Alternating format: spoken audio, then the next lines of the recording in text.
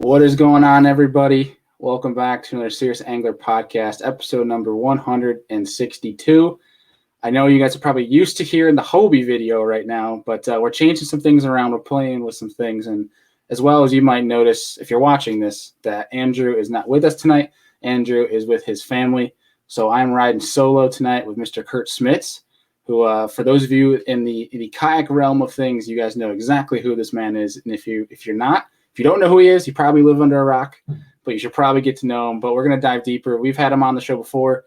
I highly encourage you guys to go watch that one. I will be putting that link down below so you can get to know Kurt a little bit more. But tonight we're going to have him on to talk about his past season on the kayak trail, because I know he's had some big things come up, as well as I want to talk to him about winter kayak fishing for those who won't follow him on social media.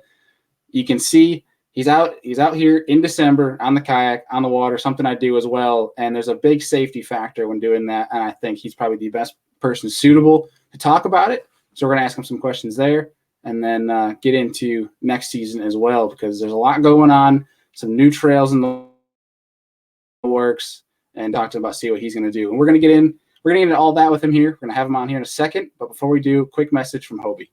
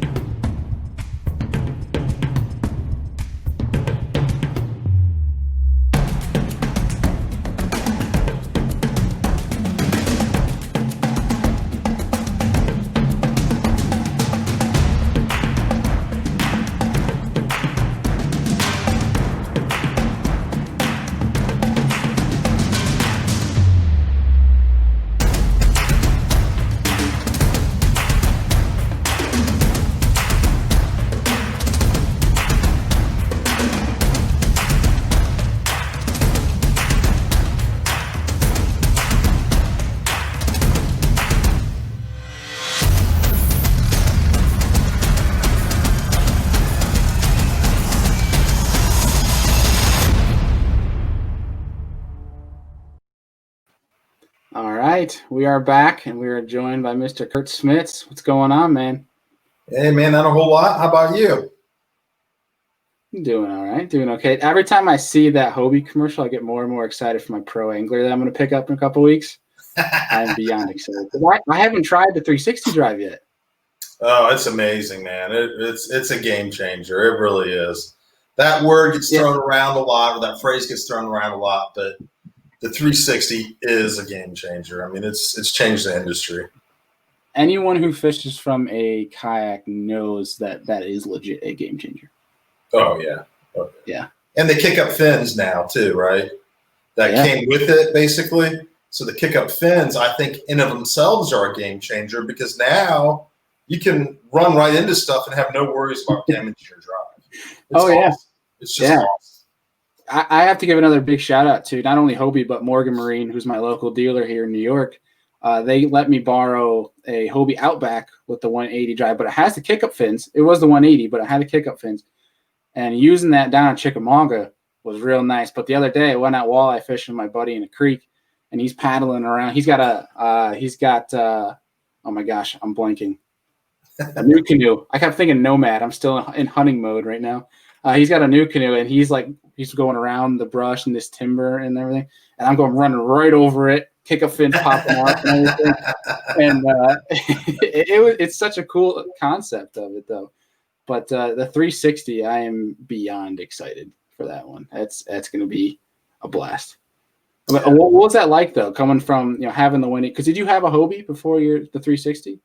I do not have a 360 yet, man. I've only gotten to fish out of them a couple times. Oh, man. I was thinking I'm getting one for next season. I'm supposed to get one. Got my fingers crossed because of COVID's messing up all the production stuff. So I don't know exactly when I'm going to get it, but hopefully for next season I'll be in the 360. I was thinking this whole time you had the 360. Man, well, dummy me.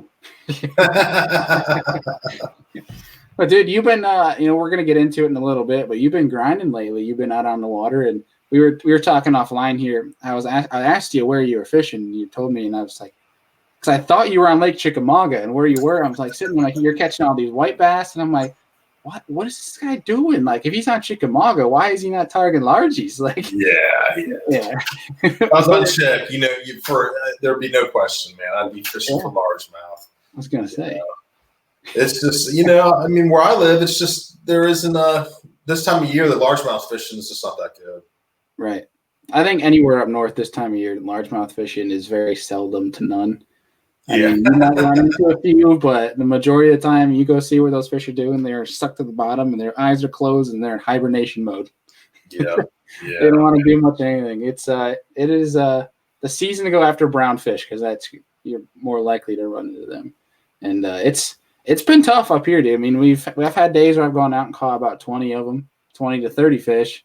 But right now I was talking about it on Monday's podcast. Our water is perfect. I mean, it's 43 to 44 degrees right now, but they're scattered like they are in summer, which is really weird. So I've been spending a lot of my time just trying to be on my electronics. I feel like if I cover enough water, they've got to be grouped up somewhere. Yeah. But at least you'll run across a couple, right? Right. Like exactly. 1 or 2 here, 1 or 2 there if you keep covering water. Yeah.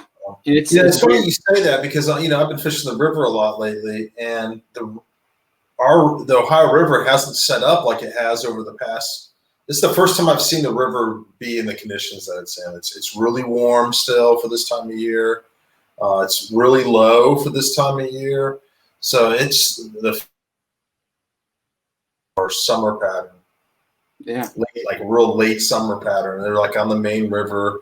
So it's been a weird year, man. It really has for this time of year. It's been really weird. Yeah, and I've noticed that because like this time in previous years, you could go out and smash the smallmouth. I mean, this is prime time when you want to catch a giant and just pure numbers, which is interesting because if you go to the Great Lakes right now, like Ontario or Erie, you'd smash them. Like stupid numbers, 100 fish days, easy. And it's weird because it almost makes you think it's a pressure thing because bigger body of water, less room for pressure. Whereas say these Finger Lakes where I'm from up here, it's a little bit easier for them to get pressure because there's less water. It almost makes me think it's that, but I don't know how that would affect them in setting up with their migration patterns. It makes you wonder what other alternative reason could be going on. But it's kind of cool in a sense because it makes you adjust. Yeah, for sure, man. And that's the greatest thing about fishing, right? Because these things are wild animals. They just do weird things, you know what I mean? So it's a constant learning process. That's what keeps me so interested in it.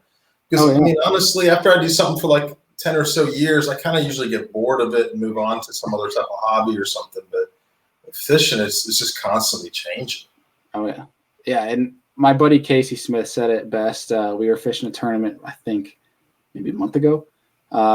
We were crushing smallmouth on one of our local lakes here, and we'd find a school of them. We'd crush like 3 or 4. He goes, "All right, let's go find new ones." And I love sitting there finding the fish, and I smash on their head. And I'm sitting, I'm like, dude, they're still down there. Like we can keep catching more.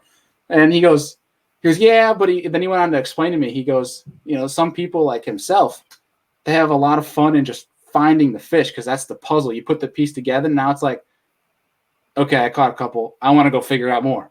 So it's kind of cool, but that pattern holds, so keeps producing fish for you other places. Yeah, but and I agree with them too, though. Like when you put those pieces together and it clicks, and you figure them out, and you figure out where they're going to set up, how they're setting up, and what's going to trigger them. That is the best feeling in fishing, and you cannot do otherwise.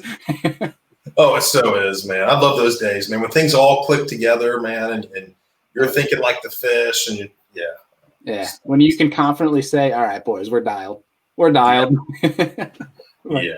But dude, it doesn't happen as much as you'd like it to, right? No, but when it does. When it does, it's awesome. Heck yeah. Especially on Derby Day. That's when it gets the blood pumping. Yeah. I mean, because it's so hard to get everything to come together on tournament day. It is so hard to have those days. And, I was telling a friend, I was just today, as a matter of fact, I was telling a buddy, and we were talking about a tournament we had on East-West Harbor this year.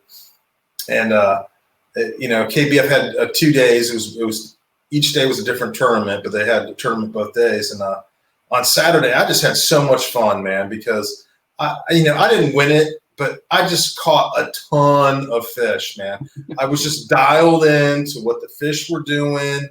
And I even changed spots, and it was just like right back on top of them.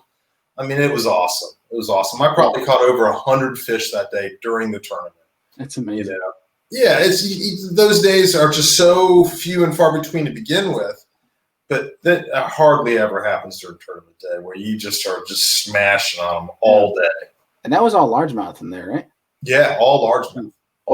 I'm curious because I've never been over to that part, and that was a tournament I was actually thinking about going to.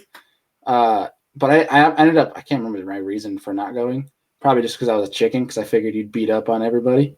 But there's a lot of good guys show up for it. Man. I'm sure, man. But what's like the biggest fish or bag you've seen come out of there, largemouth wise? Was it like 94 inches? I think 94 inches. Yeah, 92 or 94 inches, man. It's pretty stout, man. And I think there's a 100-inch bag in those in the East and West Harbor. Now they're talking about changing it this year and adding water to it, so it may not just be East and West Harbor. It may be an expanded. I don't know if they're talking about taking it out into Lake Erie or if they're adding another harbor to it. Oh, that's why I didn't go. That's why I didn't go, because it was restricted to the harbors only. And my strengths are to go out on the main lake and look for smallmouth. And then when I realized I couldn't do that, I'm like, well, I don't really want to go. I can't do that. But that changes things, right? Because if you're a smallmouth guy, then all of a sudden smallmouth aren't in play, Yeah, it's really weird to think back on how I started with kayak fishing and no electronics whatsoever, and I'm beating the bank everywhere, and I'm mainly fishing for largemouth. And it's crazy how I look at myself, 6-7 years ago, and look at myself now, where now my strengths are offshore with my electronics, targeting smallmouth, targeting offshore fish, and I go up to the bank, and it's a lot of fun to fish on the bank, but I'm sitting there, I'm like, I'd probably get my butt beat if this was a bank fishing. If the bite's up shallow, I need to redial myself in, because I'm so focused on one avenue. It's kind of weird, but it's weird to try to re-diversify yourself, if that makes any sense. Oh yeah, dude. And it's different. It is totally different when you're fishing offshore. You're using different baits, different techniques. I mean, everything's different. It's like you almost have to have two different totally setups to fish. To go from fishing the bank to then to fishing offshore. Oh yeah, 100%. Yeah, definitely.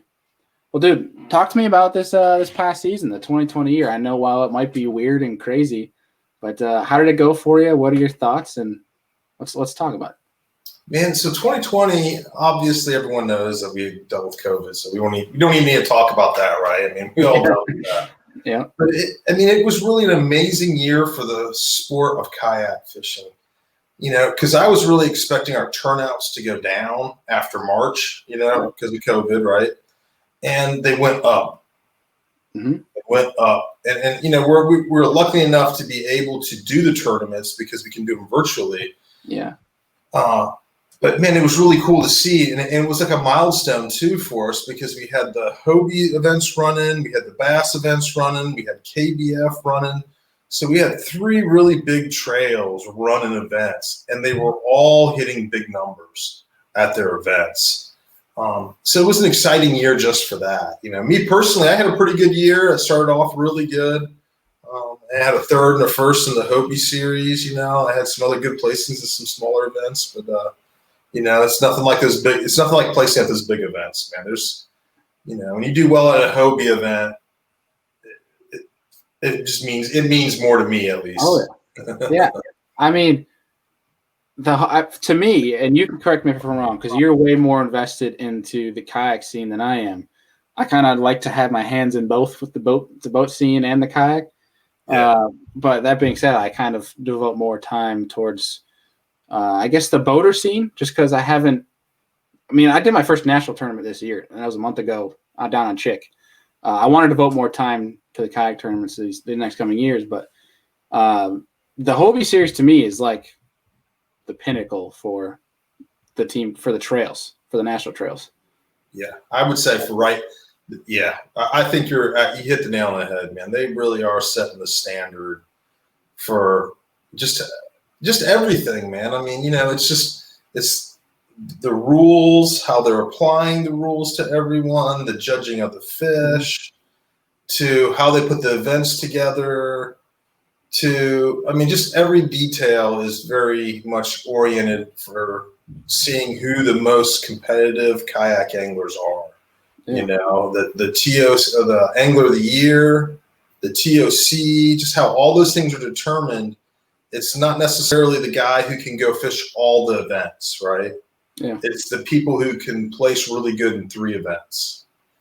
And I think that's huge, man. That just sets them apart from everybody else, because it is basically just who can throw down. Yeah. I mean, did you double or triple qualify for the TOC? Because it's top 3 and top 20 in points, right? Yeah, I triple qualified, I think. Yeah. TOC. That's awesome, dude. That had to feel good in itself going into the TOC. Yeah, man. Yeah. I mean, honestly, it was amazing for me, because my first big tournament of the year, I qualified for the TOC. That's awesome. And that was something I missed last year. Yeah. Right? Last year, I missed out on it because I couldn't get my act together for the Hobie events and do well at them, or well enough, right? To qualify. So it felt really good this year, because that was one of my biggest goals this year, man, was to qualify for the TOC. It's the top 50 anglers. I mean, there's no if, and buts about it. It's the top 50 kayak anglers. Heck yeah. Those you look at that list. That's a prestigious list. If I ever say so. Yeah. Yeah. It's so competitive too, man. And it's also an interesting group of people when you go for check-in. Everyone is so nice and so friendly, but they're all sharks, man. Every single one of them's a shark, but they're all. And that's one of the things that sets us apart as kayak anglers, is that there's that camaraderie with it. Oh, 100%. Anybody can see that too. And even the guys that I've talked to in the boat realm, they see it.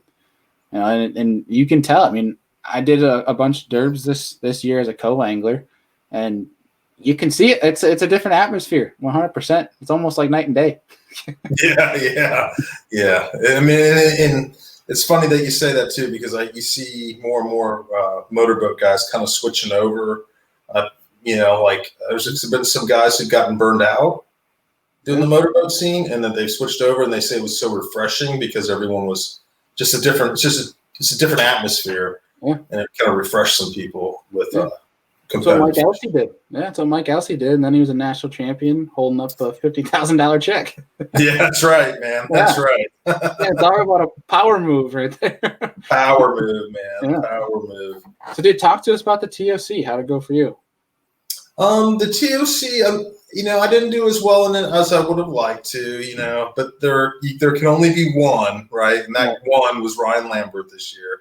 He just laid the stick down, man. He brought it with smallmouth too. Oh yeah. And I knew I should have fished the river, because when you saw the Tennessee guys had their state championship there, that was basically everyone on the river did really well, and then everyone else didn't. But I was just like, I'm just not going to do the river. That's not my strong point either. Fishing smallmouth on the river isn't my strong suit. My strong suit is fishing more of the lakes and stuff. So I was trying to stick to my strengths, and now in the spot I fished, it pre-fished pretty good. I had upper 80s there for 2 days, and then I let it rest and went back. But like all things change. You turn into a dig fest, and I hear you. It always seems that way, doesn't it? Oh yeah, man. Oh yeah. Things always change. That's the one thing you can say that's not going to change, is that things are always going to change. Yeah. What was practice like? Did you have stable conditions, or were things pretty variable? Practice was really nice. The weather was beautiful. It was warm out. It was sunny down there. It was really nice. And then for the first day of the TOC, the weather was fine. And then the second day, we had some. It cooled off overnight. Some rain blew in. It got kind of wavy out there. That'll do it. Yeah, me personally, I hurt my back down there, which was kind of sucks. So I missed a day of pre-fishing, so I hurt my back. And on that second day, it was when that wind picked up, the waves were rocking me so bad where I was. Man, it just worked on my lower back, and it just made it really tough on me, Yeah. And I'm not looking for like a pity party. That's not why I'm saying that. But yeah, these are some of those experiences and some of those things you have to just deal with in tournaments, because this is unexpected stuff that happens. I mean, I wasn't expecting to hurt my back down there. Yeah, it just makes a little bit more of an adversity to overcome, and you just got to work a little bit harder. That's all it is. Yeah. Everybody. It happens to everybody too, man. Exactly. Yeah. That's the thing. Some people think they just have the worst luck, and then I'm like, well, then there's this guy, right? His transmission fell out of his truck down there. I'm like, you could be that guy. Yeah, this guy's car broke down. He's walking his kayak to the ramp, and he's sleeping out of his car. Yeah. Yeah. Those are the guys you usually see that win everything. Because they won't stop. Nothing could. Yeah, exactly. Nothing will stop them. But dude, talk to me about your first place. I want to hear about that. On Lake Norman, man, that was just awesome, dude. Everything just fell into place for me down there, man. And it was such a weird thing for me too, because normally when I do all this, before you even do any pre-fishing, you do a ton of research, right? Mm-hmm. And I did as much as I could, and there was actually a lot of information on Lake Norman. Mm-hmm. So I did a ton of research, and I found one area that I was like, I really like how this looks. I'm going to go there that's my number one area I'm going to go to look at. And I actually list them that way. I number my number 1 through 5. I'll have 5 or 6 areas, depending how many I have. And one's always like one I think is going to be the best, right? It never turns out that way, right? You get down there, you learn something, you're like, oh, this sucks, man. Yeah. This is not what's happening. It was just the opposite. I go down to Norman, and it was exactly, man. There was these 3 big points that came out. There was tons of docks around there. There were some spawning flats, and they weren't spawning on that part of Norman yet, but they were starting to transition up to those areas, so they were sitting on some of these big points, and there was 3 big points, man. And when that wind was blowing on the second day, it was setting up those big spotted bass, and it was just setting them up perfect for me to pick them off, man. Okay. And there was one point in particular that had these tires, that had these submerged tires on it, and they were setting up on these tires, man. And the wind was blowing across it, and it just must have made it so they had a killer ambush point in the tires, because it was like you couldn't catch them anywhere on that point except for on those tires. Huh. And I caught like 2 good ones back to back off those tires in that one. I mean, it was just literally catch one good 19, put them on the board. I'm like, wow, it was awesome. What a killer fight. 19-inch spotted bass. Throw him back, cast right back to the tires. Exact same spot. Yeah. And I'm reeling in, boom, and there's a 20. I mean, it was awesome. It was awesome, So it was all about that wind blowing over that point and pushing and how it was pushing the water across those tires, man. It really was, because as soon as the wind died, the bite died. So you're talking submerged tires. You mean just tires that are literally on the bottom? Yeah. I mean, it was a pile of tires. It's literally a pile of them that were just sunk on the bottom, man. And and that's before I got my better electronics. So when I was graphing them, I couldn't really tell what they were. Mm-hmm.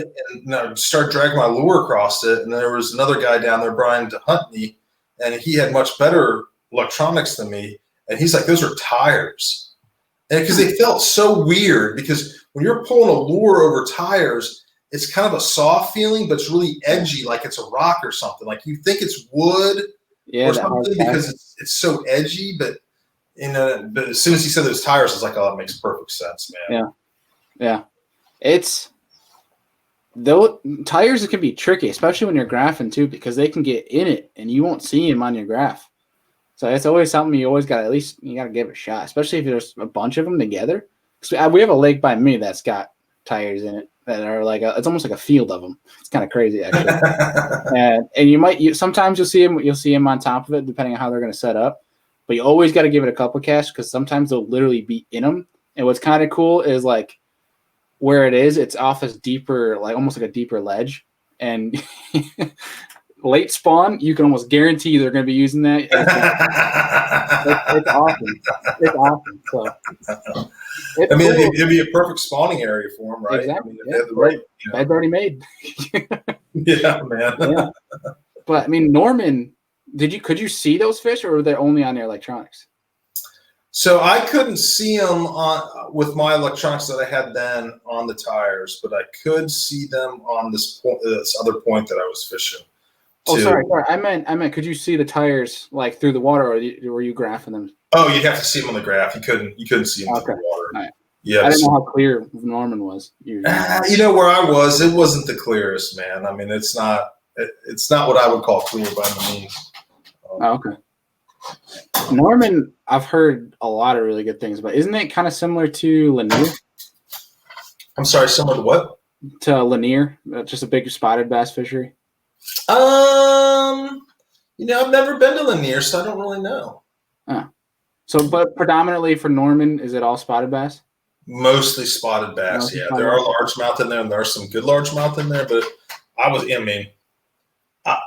even go down there to fish for largemouth, to be honest with you. When you can catch 19 and 20-inch spotted bass, I'm going to go fish for spotted bass. Yeah, they're more great trains too, man. I mean, each catch you got, each bite you got was an epic battle getting the fish into the boat. Dang. So it was like none of them you took for granted. I really want to make a trip to either Norman or Lanier for spotted bass, because I caught my first spotted bass ever down on Chick in November. Because, I mean, besides one time in Florida, I've never fished south of New York. So Chick was a whole new deal for me. Yeah. And I figured out one of these creeks, and basically what I wanted to do is I wanted to see if what I found, looking at the map, I found that I could probably replicate it on the main river, but I just had to figure it out. So I went out to the main river, and I found a school. And the first cast spotted bass, but they're all like 9 inches. And it's just a massive school on the main river that I found, where every cast I was catching one, but they were all 9 to 10 inches. And I was extremely bummed. I was so bummed, dude. I was like, if I could get like 16 inches in here, I'm like, 30 minutes, I'd have the win. I mean, good grief. But they were all dinks. So I was like, all right, I need to I finally caught my first spotted bass, but I need to go scratch an itch and actually get a real spotted bass, not a Well, and they're different species of spotted bass. And when you get down to like the Coosa River and the Coosa River chain and that area, like Norman and all that, man, they get bigger down there. I'm not sure why they get so big down there, but they just get bigger. Yeah, I'm not sure either. I don't know if it's a current deal. I don't know if it's a forage deal. I'm not too sure. Yeah, because the Ohio River, and I fish it, a lot this time of year, has tons of spotted bass in there, Kentucky spotted bass. And if you catch like an 18 or a 19-inch one, that is like a giant. You should take a lot of pictures of it, because it's like, I don't want to say once in a lifetime fish, but you're not going to catch one every year. I didn't know that there are spots in Ohio. That's pretty cool. Yeah, there's and most of them are just like 12 inchers, 10 inchers, I have caught a few bigger ones, but they're few and far between. I want to see. I want to catch one of those spotted bass you see Cody Meyer running into.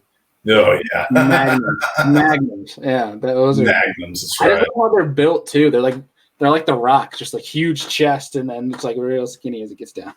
Oh yeah, man. They got shoulders on them, man. Like yeah. Well, dude, so you brought it up a little bit because how you're still fishing, and you're out in the river. It's December.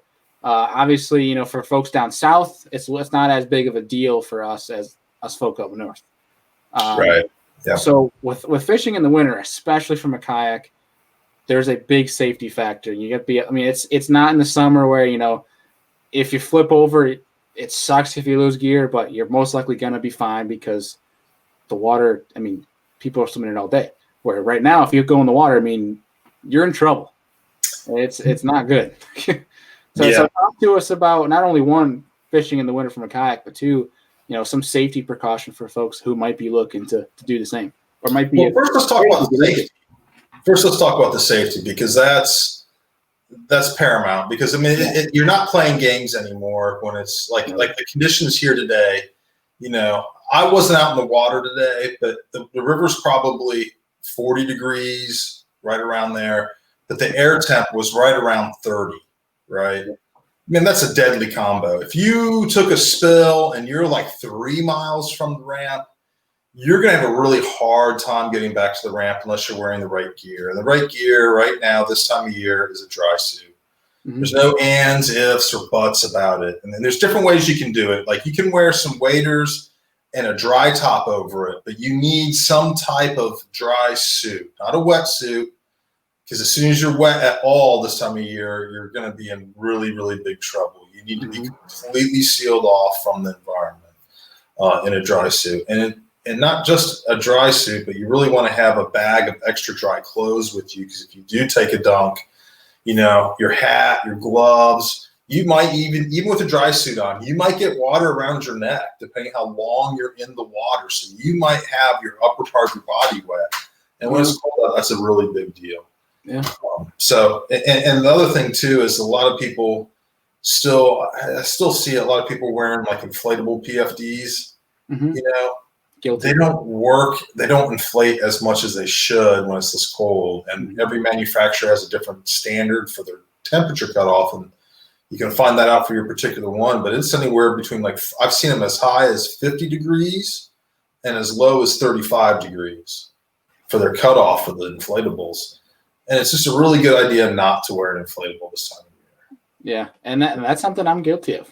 I still wear it. Selfishly, I wear it because I don't like having the big one, the NRS one, having your hand out for fishing. And that is a stupid move on my part. So I'm thinking, especially talking with you about it, I mean, I probably should ideally have I don't even know, what is the correct term for it? A non-inflatable? What's the... I guess, yeah. I guess would be the correct term for it, man. That's how I call them. Yeah, but I mean, getting like a Chinook or something like that for the winter months, just to be safer around those colder temps. Yeah, I mean, that's the thing. I hate wearing a regular life vest. I really do. Yeah. They're awful. They're uncomfortable. Get in the way. Yeah, they get in the way. And when you go to turn, you can't. It's just horrible. It like puffs up on you too when you turn. So it's like, the guys that have tools all over the front, I'd give them props. I can't do it.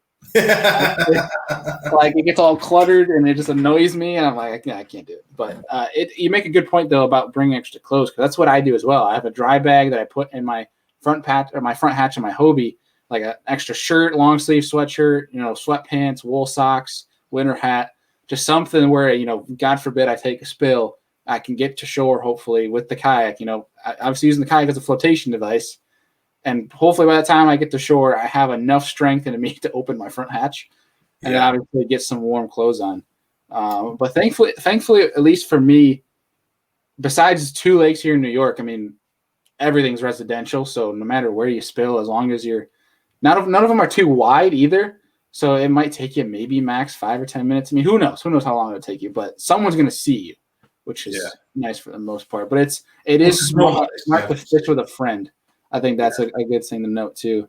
Yeah, which is another thing I'm guilty of as well, because I like fishing alone, and it's really not the smartest thing. So. Me too, man. Me too. I spend way too much time on the winter water level. I'm with winter water by myself. Yeah. Well, it's tough too, because like a lot of time, if you spend the time on the graph and you find areas that are very good, that take a lot of time to find, you don't want to bring people there because this is the time of year that's going to be good. Yeah. It's true, man. It's true. You put that a lot of work in, man. Yeah, I mean, it's we're fishing on the Ohio River. It's not like the primo fishing, right? Right. If you get on a good bite, you're more than likely to put in some work to get on it. It's like, look, buddy, I'm going to bring you, so in case I fall in, I don't die. But if you tell anybody about this, you're going to die. Yeah. That's exactly how it goes. That's a good point. But any other things that people should note, though, if they are trying to go out on the kayak in winter months? That's really the basics of it. There's some other tips and tricks, like bringing a bunch of set of gloves. Because if you like me, I wear like fingerless fleece gloves. Mm-hmm. They are going to get wet, so I bring like 4 or 5 pairs. So as one pair gets wet, I take them off. I put a dry pair on, so I just keep my hands more comfortable Very smart. Yeah, just little things like that can go a long way, man. Make sure you still drink water. A lot of people don't drink enough water. I think because just because it's cold, doesn't mean you shouldn't be hydrating. Yeah, and you're still losing a lot of water too, especially in those dry suits, because you'll be sweating inside those dry suits with any type of activity. Yeah, you're making a long. I say run still, even though in a kayak it's really not. You're making a run. Yeah, you're still working out. You're getting an exercise in. You need to be pumping fluids. But I think going back on fishing alone, I think a good thing to do that I do is I always I take my location and I send it like where I launched and everything. Send it to my mom or my dad and my girlfriend just so people know where I'm at. I think that's always a good thing to do. That's a great thing to do right there, man. That's huge. If you're fishing by yourself, letting people know where you're at. Yeah, 100%. Other than that, if you can get out there and do it safe, there's some dang good fishing in the winter. Yeah, there are. Yeah, you don't see different fishing, but there's some good fishing to be had in the winter, man. It keeps me sane too, man. If I couldn't fish all winter long, I would not be a sane person come spring. So, do you guys get ice down by you then? Is safe? Yeah, we'll get iced out actually sometimes that we can't even launch. And if you dig through my social media stuff, you'll see like last year we actually were breaking ice to get out several times. That picture you had, that's a pretty sweet picture. Yeah, that's an awesome picture, man. That's one of my favorites actually. That one I just posted on there. But it's there'll be times where we can't get out, but it's not all the time, And if it happens down here, it's usually for like a week. We'll get really cold. It'll get frozen over for a week. And then a 40-degree day will come back. The river will rise and it'll break all the ice up and it'll be pushed out. Yeah. Yeah. We're probably going to have a 2.5 month stretch here where it's just going to be safe ice where it's going to force me to revert to fishing down a hole. Won't be any kayak fishable waters, but 2.5 months. That's a long time, man. It is. I go mentally insane. But that first ice out, dude, it's game on. But I'm thinking about making a trip down to Virginia. My buddy Kyle Patrick, who the folks have, he was on the podcast that was featured Wednesday. Which is actually today. We're recording this on Wednesday, but this is be Friday's show. And he lives down in Virginia he fishes Lake Anna, and that's a heated lake. So I am tempted to get down there with him, go throw some big swim baits with some big old RGs. Ooh, a little warm water lake, huh? Is there a little power plant on there someplace? I believe so. I believe that's what it is, yeah. Warming it generated. Up. Yeah, so we'll be bundled up. It'll be very cold, but the fish will be nice and cozy. So man, I'd take that anytime, man. Heck yeah. And how far is Virginia for you? It can't be that far, right? Like 5 hours, probably 4 hours. I would make that trek right now. What lake was that again? Yeah, Lake Anna. I don't think Smith Mountain is heated, but I do believe it's fishable throughout the winter. Is it? Wow, Smith Mountain. Yeah, I believe Smith Mountain puts out bigger fish, but Lake Anna has more numbers and size as well. Ooh. Yeah, I might have to make that trick. Do it, yeah, man, do it. We can make a group trip. That'd be a lot of fun. Yeah, that'd be cool. We'll do a little mini winter tournament on the kayaks. Yeah, it'd be a lot of fun. Yeah. All right, that'd be pretty sweet. But dude, talk to me about next season. We're talking about winter, but next season is exciting, man. It's really exciting. You've seen the Hobie schedule, I'm sure. It is stacked, man. Oh, yeah. It is stacked. I'll pull it up here actually while we're talking. So yeah, you can continue. I'm gonna pull it up. Is there not a single lake on there that's not awesome? I am curious to see, just because it's New York, how many people are actually going to come up to Champlain. I think a lot of people. I think so too. I think a lot of people. That's on a bucket list. That's been on a bucket list of mine just to fish it. And now there's an excuse to go, right? Now we're having a tournament there, so that just makes it a huge reason to go. I think a lot of people will go to Champaign.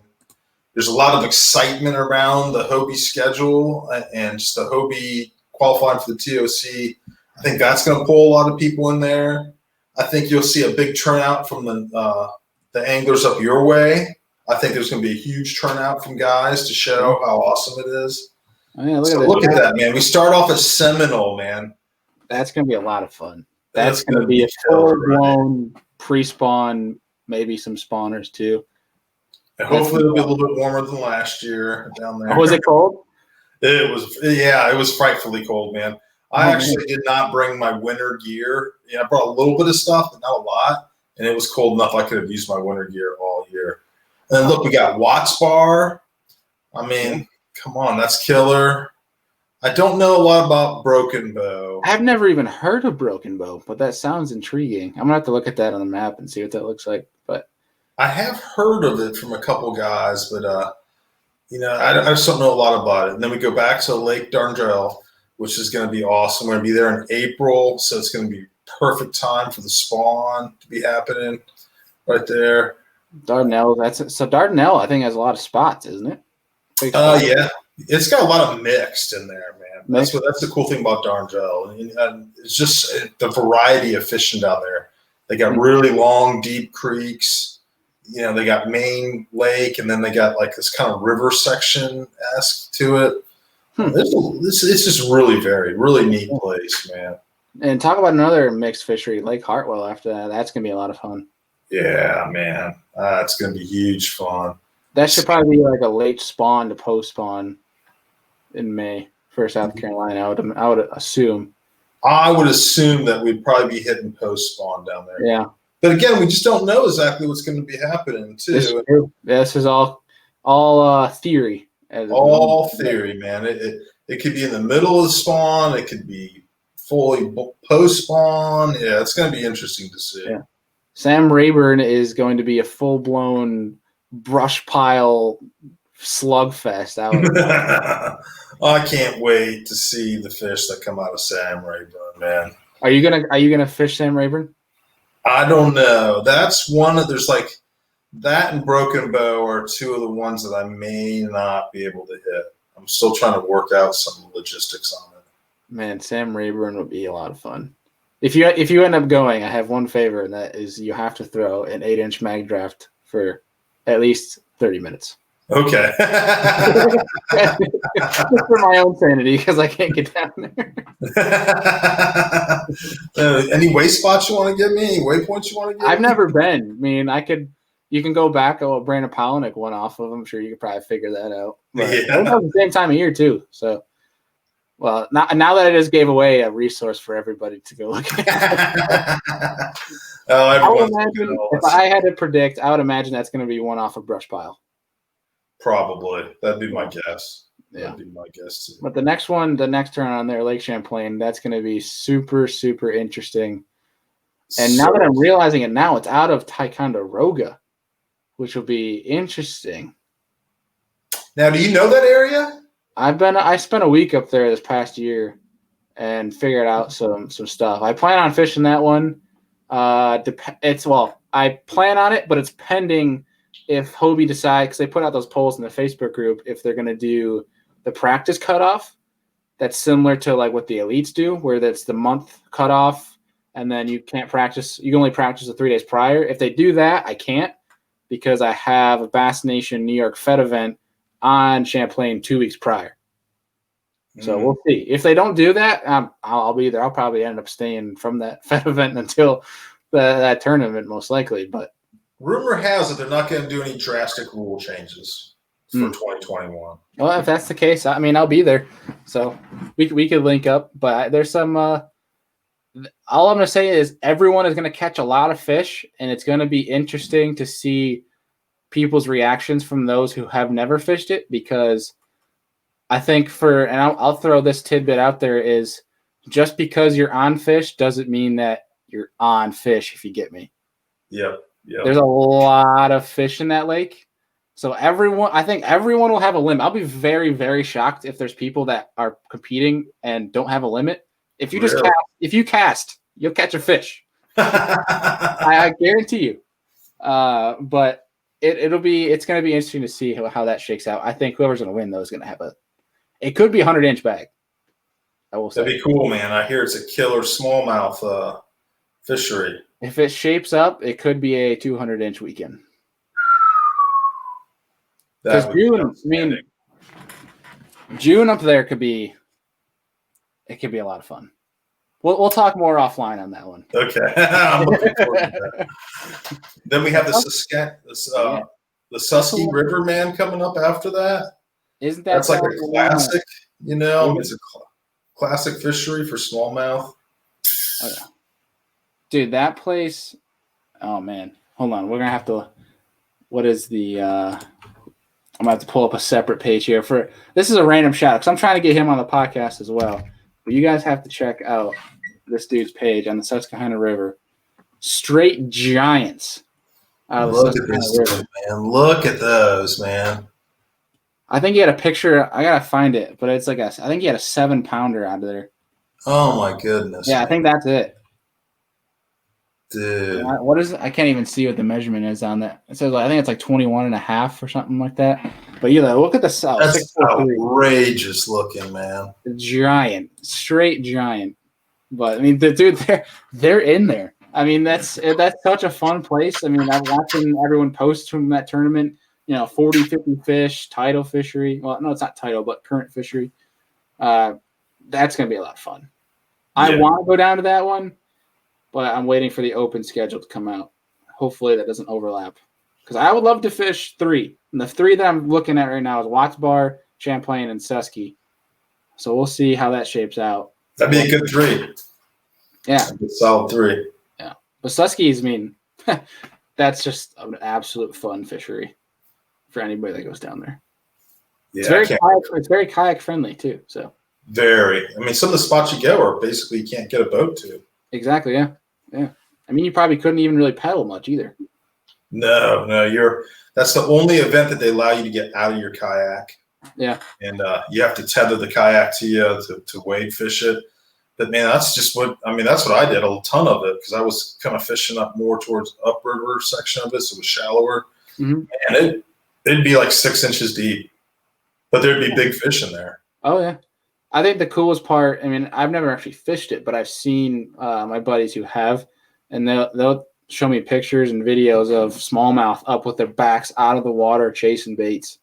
Oh, yeah, man. The Mississippi River, that's just going to be a frog fest for everybody. And that time of year, probably, yeah. Probably going to have 15 pike and 10 bass for the day. But I mean, I don't even know what pool they go to, or if it'll be the whole run. Who knows how they do that? It was 7, 8, and 9 last year. 7, 8, 9. Yeah, that could be a lot of fun. Have you ever fished Mississippi? Mm-hmm. I did this year for my first time. How'd that go? Really cool fishery. How'd that go for you? I get like 15th or something in it. Huh. Can't remember. Not good enough. You know, I wanted to do a little bit better, but I was up towards the leading part of the pack. You know, that's good. Yeah.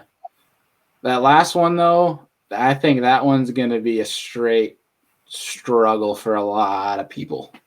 You think September at Pickwick's going to be a bad time? I think it's going to be a struggle. It's going to be interesting. There's a lot of fish in Pickwick now. There is, but I mean, I don't know. I mean, I could be entirely wrong, but I always feel someone figures them out.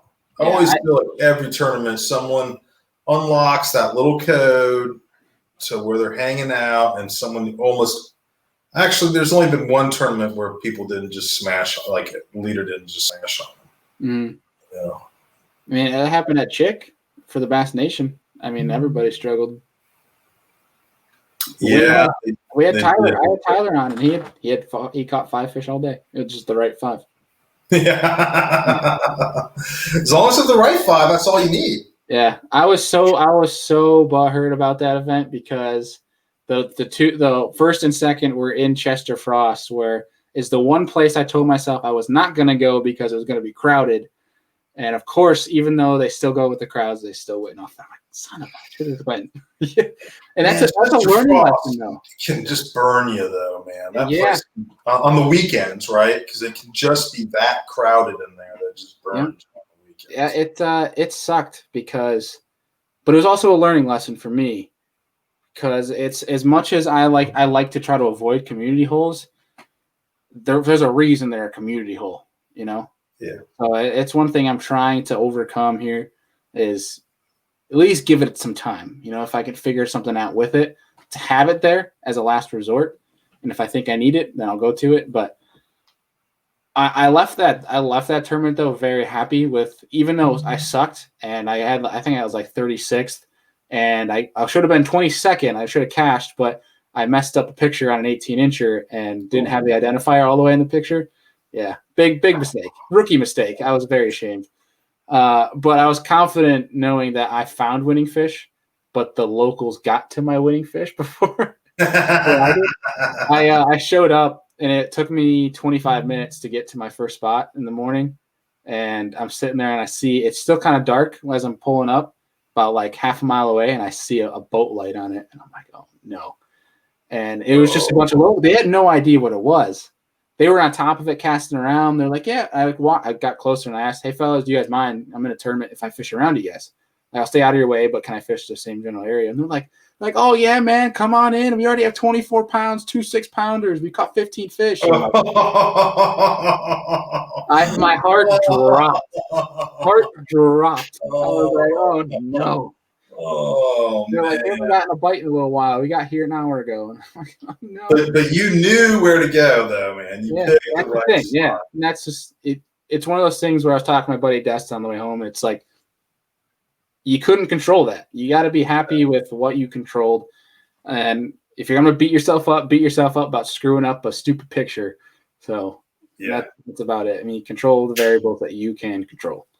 Yeah. There's no reason to stress over that. But I like the learning experience, though, getting back to that community hole learning experience. That was one thing I need to overcome. And I think a lot of people kind of share that same mentality, too, is they'd rather – I heard Justin Atkins talking about this, where he's like, if the whole field's going to be doing something predominantly, and it might be the winning pattern, but I don't want to do it, so he's going to go try to find something else, which is something I share, but I think there needs to be a time when you need to give that popular, that community hole, whatever it may be, a chance. So, I mean, that's always the trick, man, is knowing when to call it, right? You know, I mean, when to go to the community hole, when to go off and do your own thing. Yeah. And that is a tough one to know when it's right to grind it out and stick to one versus the other. And that'll be a big decision for a lot of people at Champlain up here, because you can catch them hundreds of ways up there. That's what's so cool about that place. That's why a lot of people love it. It's extremely diverse. And it's giant, man. It's huge. Yeah. You can have guys literally within a 30-mile radius, and one guy's frogging, one guy's throwing a big swim bait, and one guy's dropping on smallmouth. It's like all of it. I mean, you can have the same stretch where you can do all three in one stretch. Wow. That's what's so cool about it. So I think for everybody, I think everyone is going to walk away, no matter what they placed, knowing that they had a fun time, just because there's that many fish in there. That's cool. Dude, I'm really looking forward to that event. Yeah. That's gonna be a good time. Oh my gosh, yeah. But I mean, beyond the Hobie series, are you gonna do anything else? You can wait for the bass schedule to come out or any KBFs?